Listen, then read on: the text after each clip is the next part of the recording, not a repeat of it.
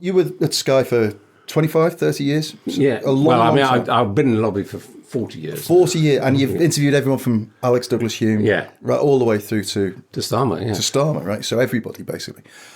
What's changed over that period of time from when you got in, and what did you see your mission as a broadcast journalist that was explaining to the nation what was going? How did you see your job role? Well, I've always been attracted to broadcasting because of the supposed impartiality. In other words, rather than newspapers, which are free to campaign and take their positions or whatever, I've always been, I kind of liken myself a bit to Obelix. These Romans are crazy, or Paddington Bear, trying to work out politics and what's going on, and basically having the time to spend time with the politicians and their various policies, because the public doesn't, and then trying to basically praise it and allow the public to reach their own conclusions. I mean, that's my kind of basic model as a journalist, and a lot of it is what I would regard as straightforward reporting, but trying to pick out the juicy bits. And it is certainly the case that if one it's always easy to go back and sort of talk in hazy terms, but if one goes back to the Thatcher, Major, Blair years,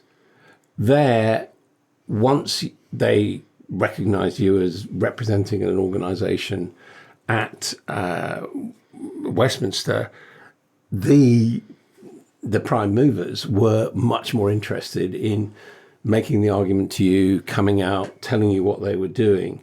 And, to this day, if a lot of them are dying off now, but to this day, if I bump into a cabinet minister from that age, they will normally say, hello, Adam, and want to talk about what's happening and what they did. Whereas, and really, I think the Blair years were the pivot for this, we saw the rise of Alistair Campbell and, media handling and media companies. And of course, the multiplication of people wanting access. Yeah. And as a result, I think that, mainstream media journalism has become, in some ways, much less valuable because you're not able to get that first. Do you think, Adam, there's been a rise in what's called client journalism, where there's always been obvious politicians of people they trust. That's not new, but the idea that people, our politicians in senior positions literally have a tiny group of people that they talk to all the time. I think that's become the next phase. Right. That access tends to be negotiable on terms of favourable coverage or doing your bidding, which I don't think it used to be. I mean, I can think of, I don't know, Gordon Gregg, who was the great correspondent on the Mail. And literally, I used to work in the same press room as him. Right.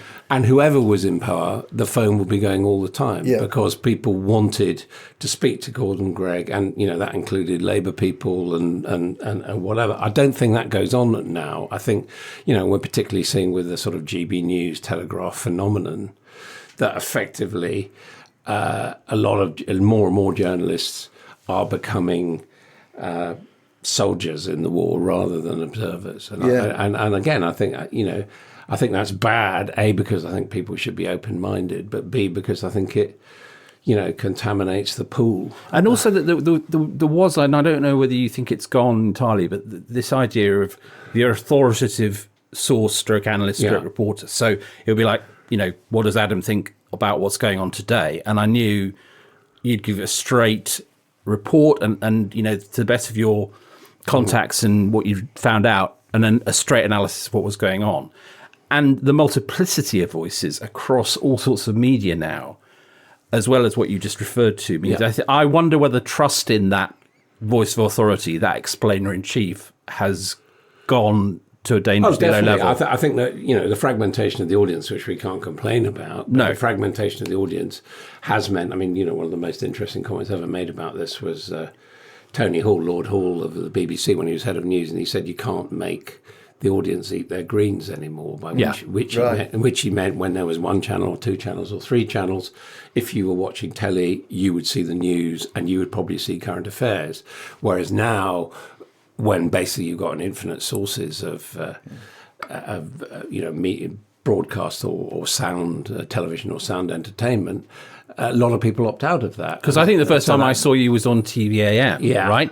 And you'd have quite a extended two-way with the with the studio about something quite serious.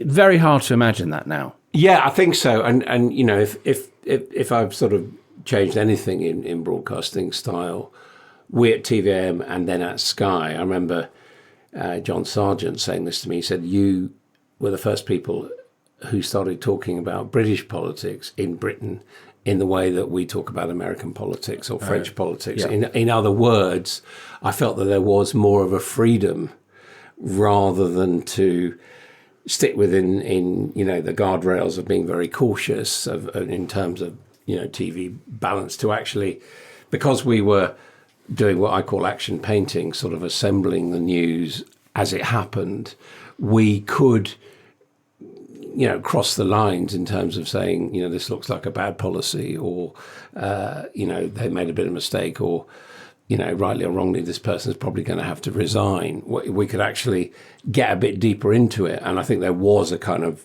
period where that mattered, because we had, if you like, the sort of golden circumstances of a relatively few number of people covering things in that way, and greater freedoms because we were a new channel. Now, what's happened since then is an explosion of new channels. Audiences basically, for the most part, have kind of deserted television news of any kind, unless there's a dramatic event, a 9/11, or an election night, or something like that. And this podcast and other podcasts are all trying to do that. And I think a lot of people are still trying to do, I still think informing the public, without fear or favor, so that they can make their own conclusions, is a very, very, vital service. That's what I do. But it is harder to reach that audience. And also, I think one of the other things that's happened, which I do regret, is that comment is cheaper than news gathering. Yeah, Yes. yeah. So much cheaper. Yeah. So there's an awful lot of comment around, and actually fewer people, partly I was talking about the access problem, but in general, being financed to be at the coalface. Now, it may be that some of the podcasters acquire such a status that they then start getting the access. I mean, it's interesting that Rachel Reeves used the podcast to say that, taxes were going to go up, to actually admit it. In the past, you might have expected that to be a panorama interview or a major speech or something else like that. So it may be that these things change, but still, from the point of view of the power of the media, it'll be people opting in, the thousands or tens of thousands of people who choose to subscribe to a podcast, rather than audiences of 10 million, which the News at 10 and the BBC 9 o'clock news used to get. I remember being on a Gordon Brown trip with you to America, and it really interested me because I got for the first time, because we were on the move a lot those days, how logistically involved being a broadcaster, a TV broadcaster is. There is a lot to carry around. If you're there just with a notebook, it's one thing. But we were in New York, I remember, and you were charging around with your producer, and it's like, that's expensive. That takes a lot of time. The desire to pay for that sort of investment, which is I think very important, but I imagine it's dwindling all the time. Yeah, I think that was when we got left behind at the UN, and me and my producer had to push our trolley all the way back, nearly missed the plane, back to the hotel. And that's true. And the other thing which has become sort of slightly ridiculous is that although very often the point of being at a foreign meeting or a foreign summit is to get coverage, the people who organise it want to do it more and more quickly and make less and less consideration for the coverage of it. So, for example, I've been with several prime ministers to India, all of them saying we're the first people to come to India. And I thought, oh, funny, I was here last time with your predecessor in this way.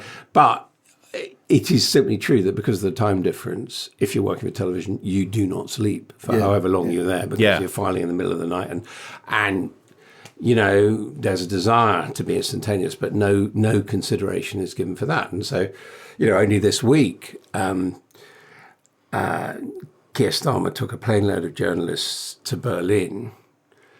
Fair enough. They apparently had to have an argument about having some informal access to him, and eventually, with somewhat bad grace, something called beer for Keir was arranged.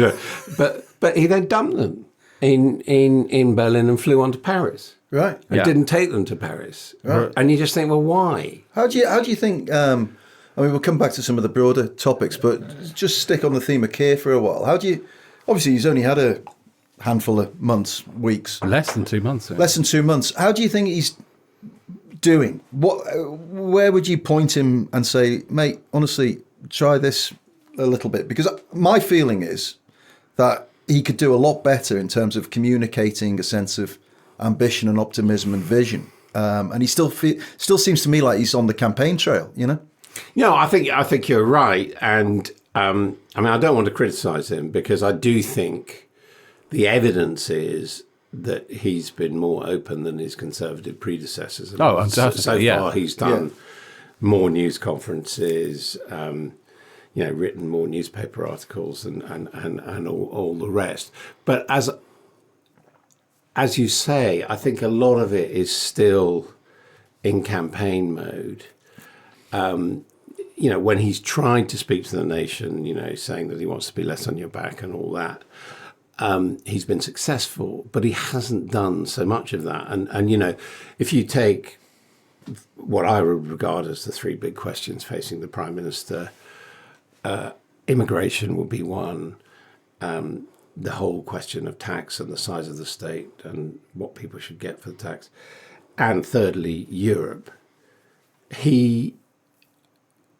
It is time, I think, in all of those to actually sit people down and have a mature conversation about this.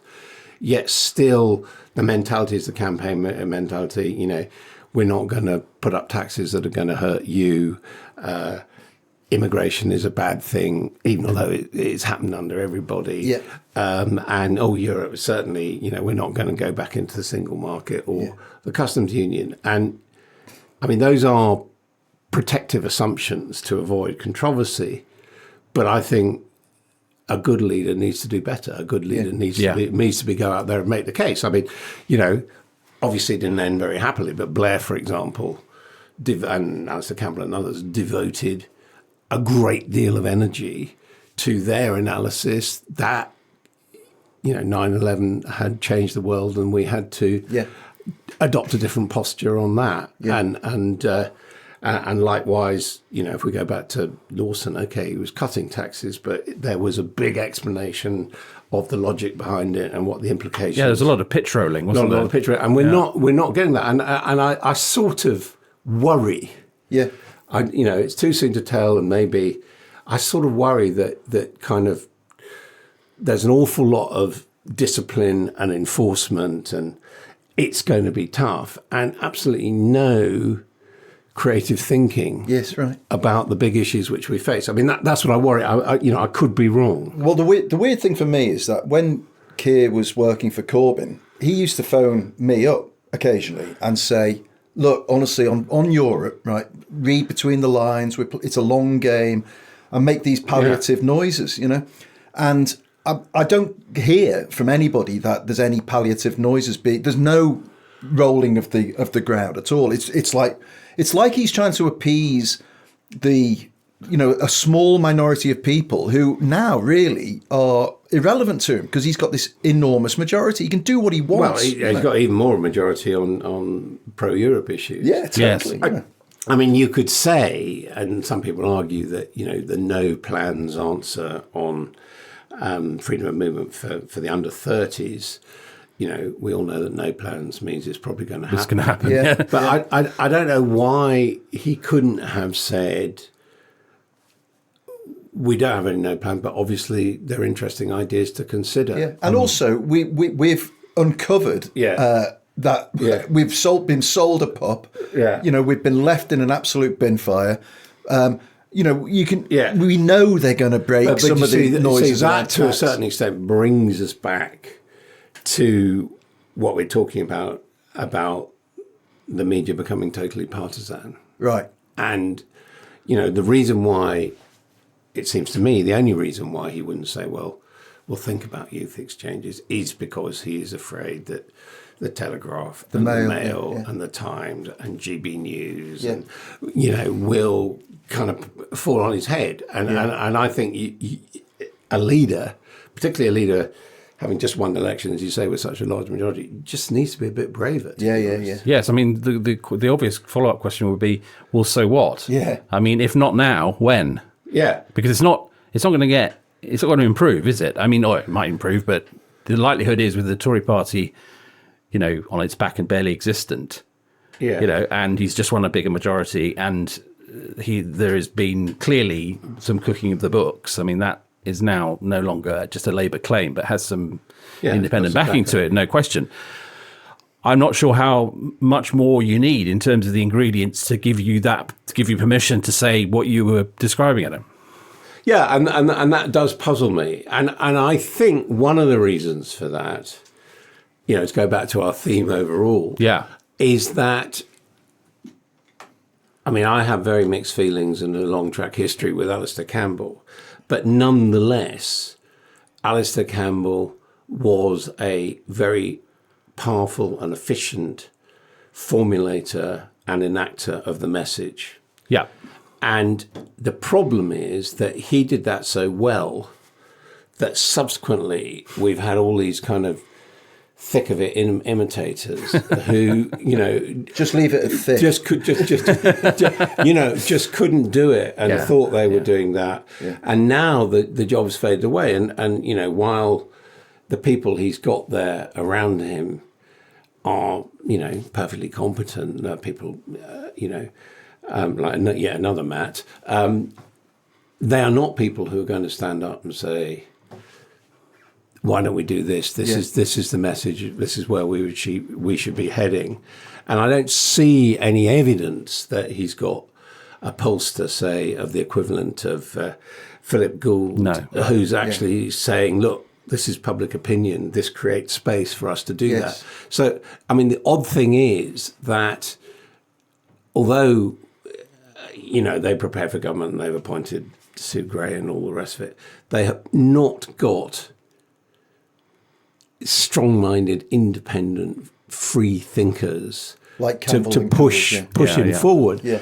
And that is a real problem because he is, by instinct, clearly much more cautious than Tony Blair. There's a great line in Feral Beast when you're talking to Blair, and Blair says, occasionally Campbell would go off, announce things before he'd talk to him about them. And Blair said, well, that was a bit of a problem, because no one's got that license. But it's inconceivable now that kind of personality could exist within the framework of government now. Maybe that's a bad thing, Well, it is. And of course, we have to remember that actually having had that phase where it really was that Campbell was like his master's voice, and you would hear phrases that came up spontaneously in briefings, then appearing in speeches, or being adopted by the Prime Minister. That did get, they felt they got burnt by that. Yeah. And what Campbell then did, which I think, is sort of bad Alistair, if you like, was he retreated and he appointed a Prime Minister's official spokesman who was in the civil service. Now, at the same time, through the network of what people would now call SPADs, he put the frighteners on civil service information officers.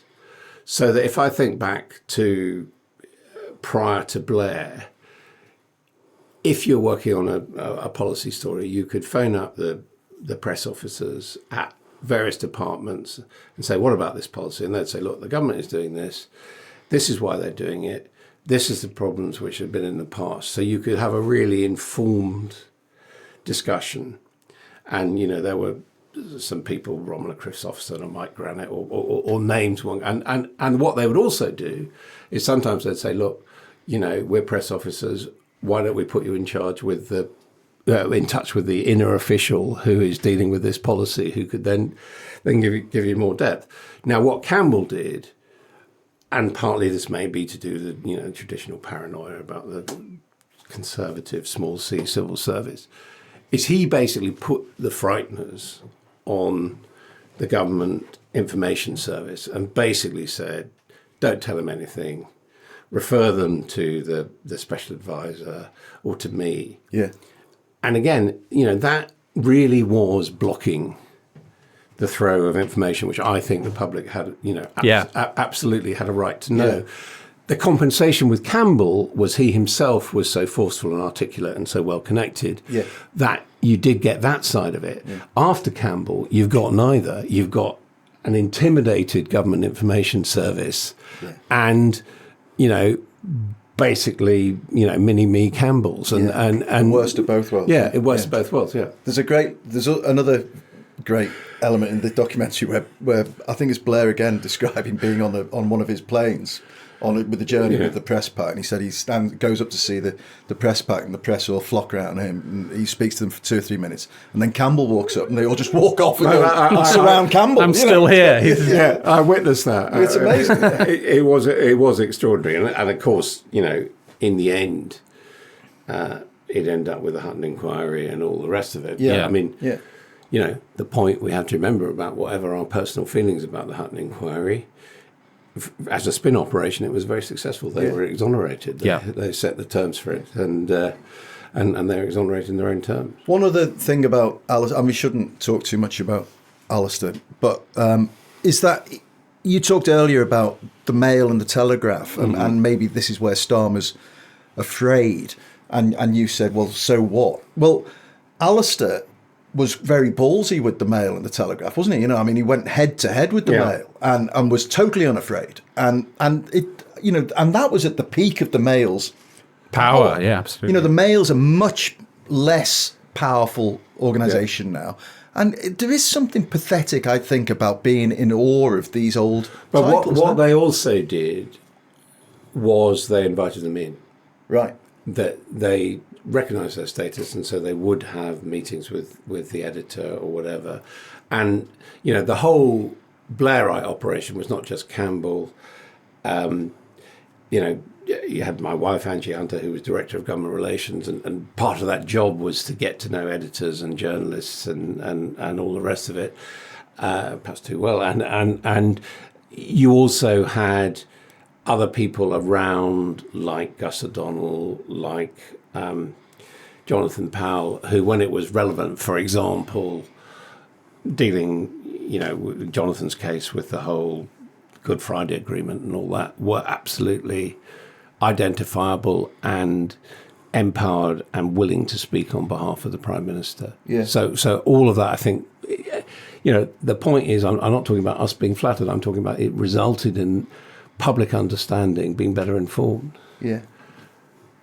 It's very interesting. I mean, because when you were talking, Adam, I was thinking about how a nugget of information that stuck in my mind last week when the DNC was happening, a Democratic convention in Chicago, and there were 2 queues apparently in the press room, one for journalists and one for, quotation marks, creators. And I just thought that how much has changed, because you're describing a world in which, for all the speed bumps there occasionally were in the road, there was a sort of identifiable pool of senior journalists with whom the government had to deal, right? And there were ups and downs in that relationship about which we know, and problems and so on. But now it goes back to the fragmentation point. You actually have the whole question of whether you should govern via the traditional conventional media or via TikTok, to put it bluntly. And I'm conscious of, given my age, my instinctive response is to say, well, don't be so ridiculous. Of course, TikTok can't be the main source of information. But are we being Luddite here? What's your sort of feeling about all this? Well, I think you're being a little bit Luddite. And I say that as someone who's had a career in new media at the time. TVM was new. Yes, fair point. Sky News was new, and now Times Radio is relatively new and certainly a new phenomenon.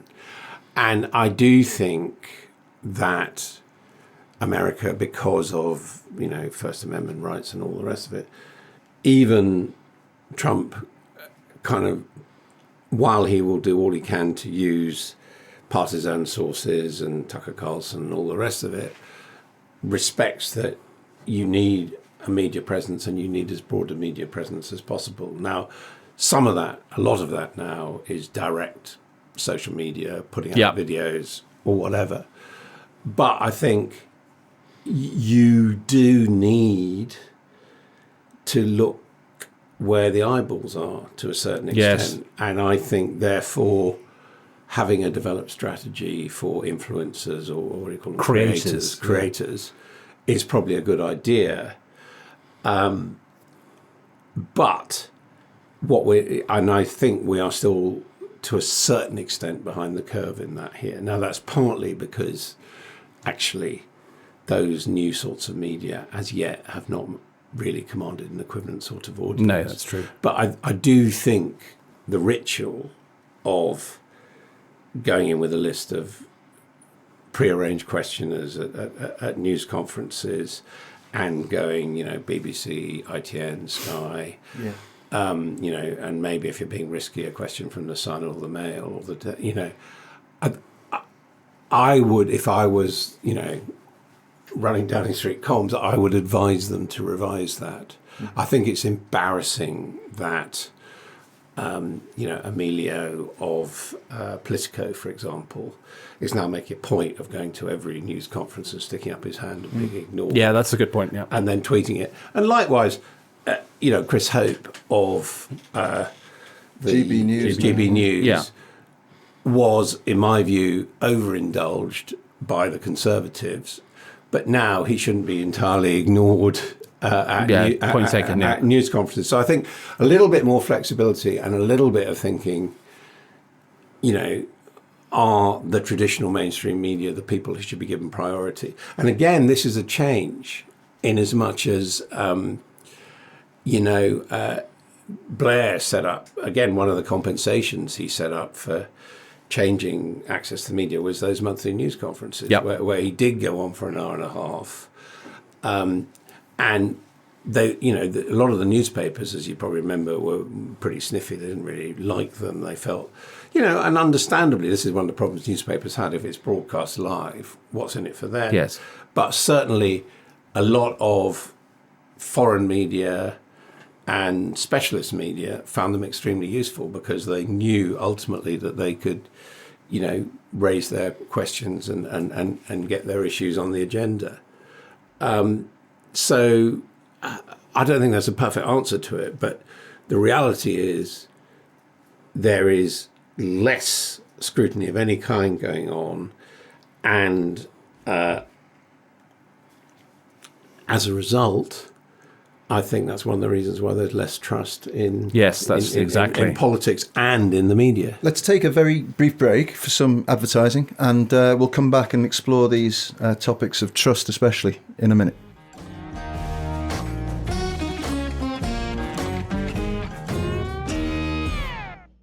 So, Adam, you talk about trust. Matt, you mentioned earlier about the rise of this phrase client journalism, which has really accelerated in the last few years. And that's probably a symptom of the polarization of political views, isn't it? And journalists attaching themselves to one camp or another and being seen as almost activists, or explicitly being activists. And you also mentioned, Adam, about the fact that the proliferation of comment versus actual news is a phenomenon as well. Do you think people, younger people especially, understand that there is a difference between comment and news? No. Right. Well, that's a big, big problem, right? Well, I was talking to a young woman. I mean, I suppose she's about 30, who is running a PR agency, which of course is very important. And she said when hiring, people coming in their 20s or late teens, she always asked them where they got their news from. And almost without exception, they named one of two leading podcasts. And I think that is very troubling. Yeah, especially since one of them wasn't the two Matts. Well, Soon. I'm sorry to break it to you. But, I have a feeling I know which they were. But I think I'm not going to name your rivals. But I think you're going that way, and it is troubling, and not to criticise the people involved in those, but they are basically comment and opinion shows. Yeah. Now, I think what's interesting is in this country, our podcasts seem to be developing, which is you bring in outsiders and you discuss issues and all that, which is kind of returning a little bit more to a more traditional format. But as we know, that the real successes in America, Alex Jones or whatever, are basically just people holding forth. Yeah. And they're commanding big audiences. So that there is that danger there. And of course, there is absolutely no obligation on the podcasters to be impartial, to be accurate, to be informed. Is it reassuring though that, I mean, let's call them out, the news agents and the rest is politics. They're not in any way extremist. They are a balance of voices and opinions. Yes, they're opinions, but they're certainly not at any end of a spectrum. Yeah, and one of them is composed of 3 extremely distinguished BBC journalists who've left to form their own outfit. So it's not. So, and they are the two outstanding audience drivers in podcasting in the UK right now, as opposed to the States, where Joe Rogan, it's Rogan, and all of these guys who are very kind of agenda driven.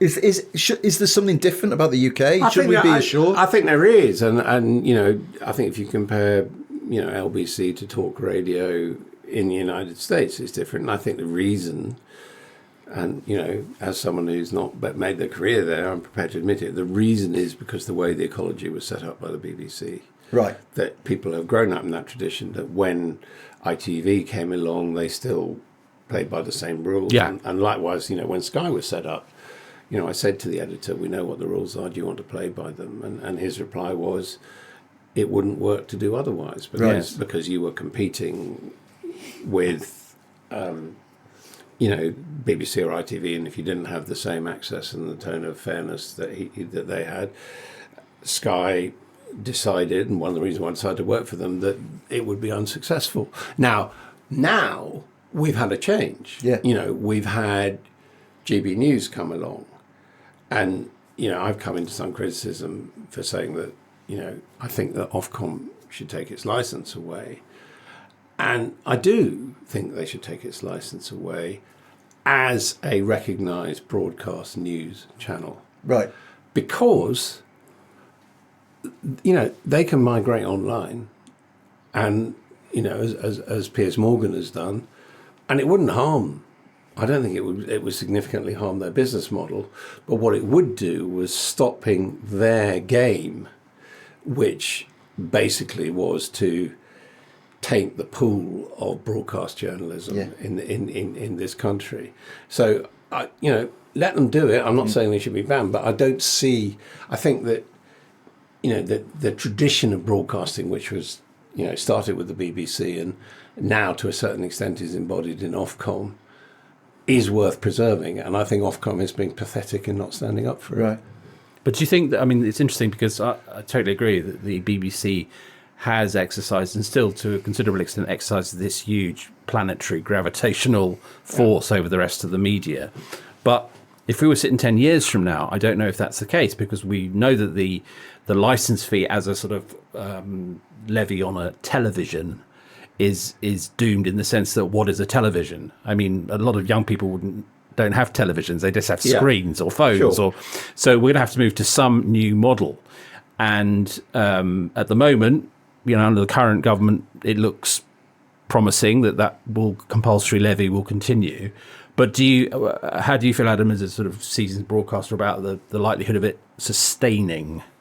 Well, what I would say is, just because it may not last forever, I don't think it's worth, aiding and participating in tearing it down. No, for sure. Yeah, and 100%. you know, and that's really my position. I mean, what I would say is I think that if you look at what the BBC is doing now with BBC Sounds, iPlayer, and all the rest, it's migrating, isn't it? It's migrating, and it's probably ahead of the game compared to anybody else in terms of migration. But you have to. But I'm you know, obviously the BBC is unlikely to have the dominance that it's got. But you know, at the moment, for example, there are, in terms of what I call news gathering, of always being there, even if it's boring, not necessarily broadcasting it, and all the rest of it. When I started, it was the BBC and ITV who used to do that, right? For various commercial reasons, excellent though it still is, ITV News is not a primary news gatherer anymore. It constructs excellent bulletins for individual audiences on ITV3, Channel 4, Channel 5, but it is not. I mean, I know because I've been there, and the other news gatherer in this country now is Sky. And you know, you if you see it on BBC, you see it on Sky. The kind of ITV is kind of special reporting. Now, how long that is going to be viable is, you know, a really open question, because, as you say, there are all these pressures on the BBC on the means of gathering the licence fee and all the rest of it. And basically, Sky News is, you know, maintained by a big American corporation. As we know, the settlement, I think, expires in 2028. Now, my point is that preserving that is really important. Yes. No, I totally agree. It must lose a lot of money, does it, Sky, in its operation, Sky News? It's difficult to say because obviously Sky News makes a contribution to the overall package, and as my understanding, and I never got involved in the money, but my understanding is if you actually looked at the balance of what you invest in it to the revenue, it's been fairly consistent of about £30 million a year subsidy. Right. The difference is that when it started, 30 million was all we had. Yeah. Whereas now, I think the turnover of Sky News with its sales and radio and all that is probably over 200 million. Okay. Right. So it's a viable business. But of that, it has that 30 million subvention if you put it like that. Yeah. I don't know. Yeah.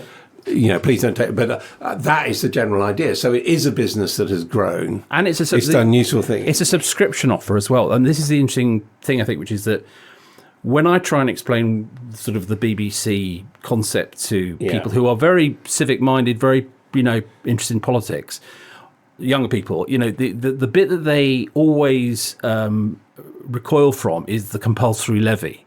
Because their argument is, and it's a coherent argument, which is, look, I subscribe to Netflix, I subscribe to a newspaper, I subscribe, blah, blah, all the, I pay my money. But why should I have to pay money to the BBC? And of course, there are answers to that, which have to do with things that the market can't provide and all that. But they're very difficult to capture in a couple of sentences. Yeah, there are, and the question then has to be, well, how much of the BBC? What do you watch? Would you subscribe to the BBC? Yes. And what people have been trying to do in television, and certainly news has been part of that, is find what is unique about television, and what is unique about television is fundamentally live events. Now that can be a very gripping news event, but it can also be sport. Yes. Or it can be all these programs, Strictly Come Dancing, etc., or the cooking programs, which construct this kind of fake competition element that you have to tune in if you want to know who won this week's instalment.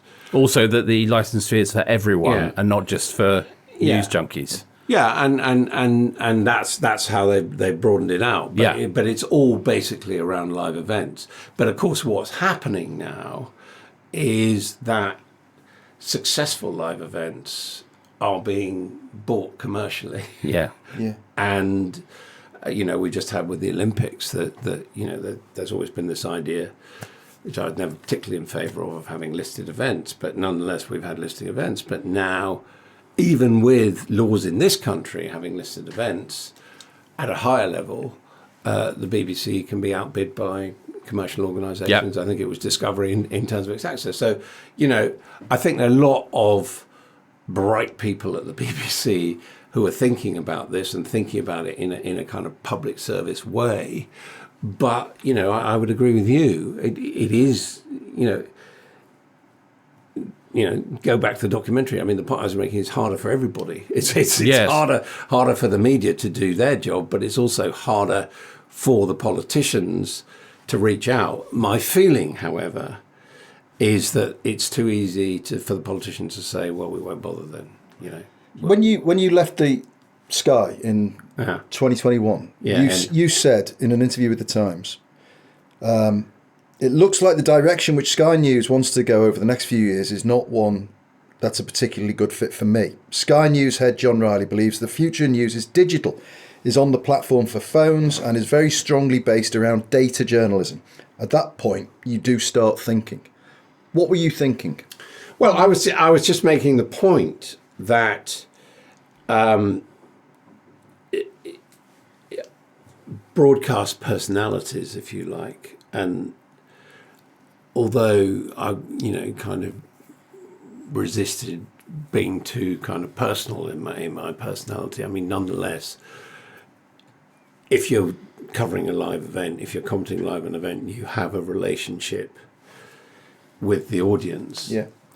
And I think quite understandably, Riley's point is that basically since everything, now is chopped up or available on phones, that role of being a mediator or broadcast personality is less of a priority. Yeah. Yeah, but you see, here's where what you said resonates with me. I didn't know that quote, but that really resonates with me because it's one of my bugbears, which is data is not wisdom. Data is not wisdom. No. Okay? So data is useful. I mean, we used to call it evidence or facts, right? But now there's this sense that if you fire a bar chart or a data viz onto a screen, and someone points in it and says that one, right? Yeah, that's journalism. It's not, and the person that says it is part of the mediating process because I want to know that person is someone who has 20 years experience, well, not necessarily, but a lot of experience. That matters to me. In other words, the bar chart is not conclusive. No, it's not. But the problem is that is where the technology has driven us. Yes, for example, I mean, take an example. I mean, in my view, a superb data analyst, Ed Conway, brilliant. Yeah, he does these. It's not either or, but he does these long reports and all that. But very often, what you'll then see on social media is just the charts. Right.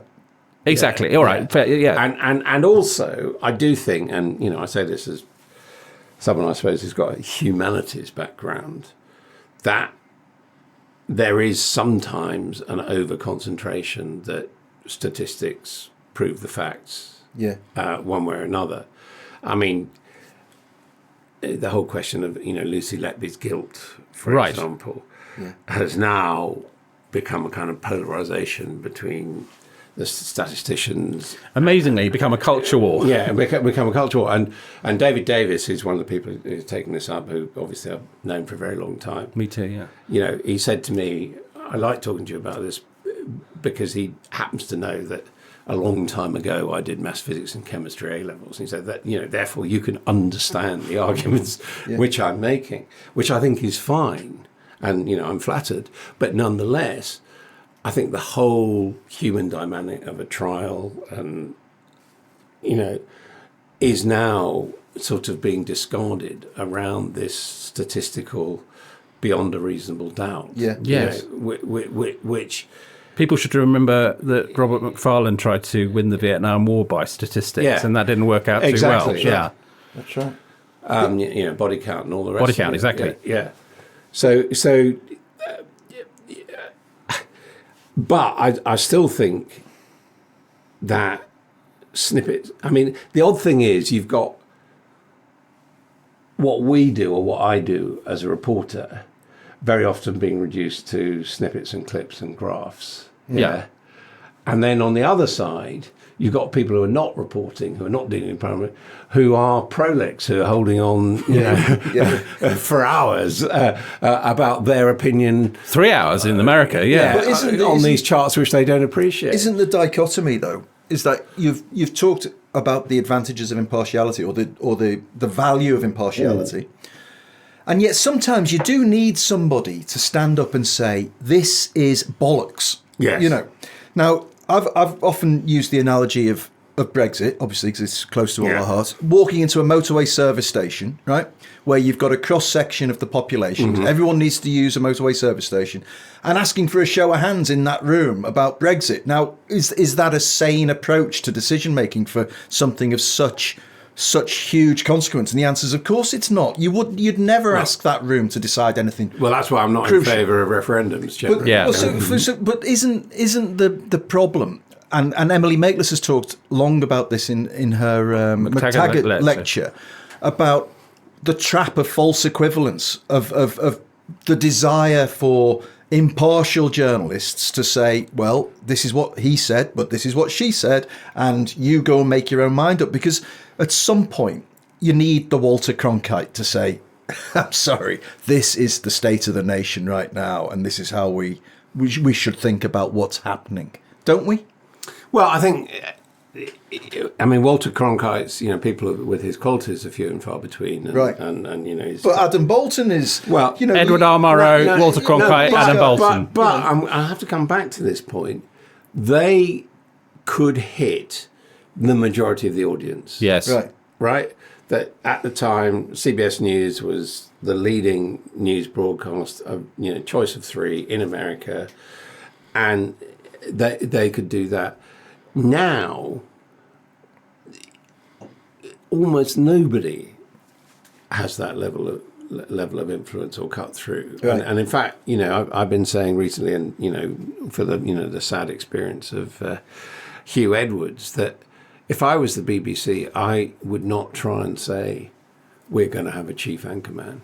I simply wouldn't do it. What, because it just puts too much scrutiny onto one? Yeah, but isn't that... I mean, I would say, we've got a variety of people who do a variety. You've got a bench jobs very well. We've got a bench. I think that I just think that's the way. But don't you that's lose the way something, Adam, there, where you've got trusted faces and voices? That connection you were talking about earlier, where people think, oh, hang on a minute, right? Adam Boulton clearly thinks that's nuts. No, so maybe I should too. I've still got that, and I still get people coming out to me almost every day saying, something I'm still broadcasting. Some say, "They're sorry, I'm not still on television." Whatever. Yeah. But I think I was lucky. I think I was in a period before that. That big fragmentation took place. So all right? Let's start to bring all the thoughts together and wind it up. Yeah.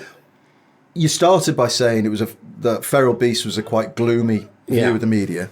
Is there any chink of light? Can you see any? I mean, it seems like we're looking at a spiral of a downward spiral of how the public, people, consume information, mistaking it for news sometimes. Yeah, fragmented landscape, algorithmic driven. In a world where there's more choice than ever, actually what's happening is they are narrowing their choice of source all the time. Is this a one-way street? I think, and I talked about the way in which some of the podcasts are evolving. I also think, although, to a certain extent, the personalities on that are trading on faded glories, if you like. There are some interesting new news services. I mean, there are some bright people thinking about how they can get stuff onto TikTok or have channels on YouTube or whatever. So I think that is evolving. But I do think, and that really was was the message of, Feral Beasts, is that I do think that we need politicians who are prepared to step up and make the case to as broad an audience as possible, rather than simply try and deflect the latest criticism. Right. And I think that does come down to, the personalities of the politicians involved. And it's going to require some courage, yeah. Yeah, and that, the disappointing thing is that the people who've kind of been most successful grasping that message, from my perspective, have been people like Trump and Farage. and Farage. But I mean, people in certainly in politics, people need to be bolder saying what they think. And if you think about it, the people now who are, beyond doubt media stars are, David Attenborough and Brian Cox, and, people who are absolutely prepared to say what they think about, their sphere and its implications for the public. And I just think I don't know why, I think, I do think, the media in which all of us have been participants do need to take some of the blame. That, I think one of the sort of consequences of television always being able to show people what was happening is that newspapers in many ways became secondary, and they became not sources of primary reporting. None of them had parliamentary pages or whatever. They became looking for the new angle or a critical angle on something. And then, of course, we in the electronic media reflected that back and took up the complaints of the newspapers and started throwing those back at the leaders. So I think we need to rethink a little bit as well about what we're there for. Brilliant. Just take a silly thing. With these news conferences now, where, as I said, I think it's too restricted to BBC, ITN, Sky. Back in the day, either people would hunt together, in other words, they'd try and build on the last answer, or they would say, right, he's answered that question, I'm going to ask about something different. But we've now got the situation where the reporters are under pressure for reporter involvement. They want to see in the news package of their report, they want to see their reporter standing up and asking the Prime Minister the question. Net result is the top four questions are actually the same question. The same question. Which is a waste of time. Yeah. I remember growing up, there was a reporter called Tony Bevins who happened to be a family friend of ours. And Bevins was once at a Margaret Thatcher, and Bevins was it was no secret he was a Labour supporter and had a Labour affinity. But not a writer. But a great reporter. He was just a reporter, and he stood up at the back of this Thatcher interview. And Thatcher hated him. Knew he was trouble. Yeah. And he had his hand up all the way through the thing, and he asked one of the great questions to a Prime Minister, which was, Mrs. Thatcher, if you love the NHS so much, why don't you ever use it? Yeah. Right. And it floored her, and I just think we need a few more Tony Bevins. Yeah, but also credit to Thatcher, she'd take a question. She took the question, exactly right. He would never have had the question answered. And there used to be troublemakers. There was another guy called Roth. I worked for a number of German newspapers who would always, in the end, be taken by Mrs. Thatcher. Yeah. And they were always slightly off-being questions, but they were interesting. The best moment was he said to Kinnock, he said, you are in favour of nuclear disarmament. What proof will there be that you have actually disarmed? And Kinnock replied, he said, well, I don't know, but if we do, you can have a front row seat. That's brilliant. And as far as Bevins goes, I remember when the SDP was formed, and the late Robert McLennan was the new leader, and he summoned everybody to a press conference, which turned out to be a press conference about the internal policy-making mechanisms of the SDP. and we all struggled a bit with this. And then Tony stood up and he said, so, Bob, in other words, you're going to snow us under with the same load of crap as you always have. I mean, these were genuine organic exchanges. Yeah, You really don't get that anymore. Yeah, no, you don't. That's a shame. Well, anyway, That that's was been brilliant. a fantastic conversation. Thank you, Adam. Thank you so much, Adam. My pleasure. Thanks for Thanks. asking me. Thank you. Come again.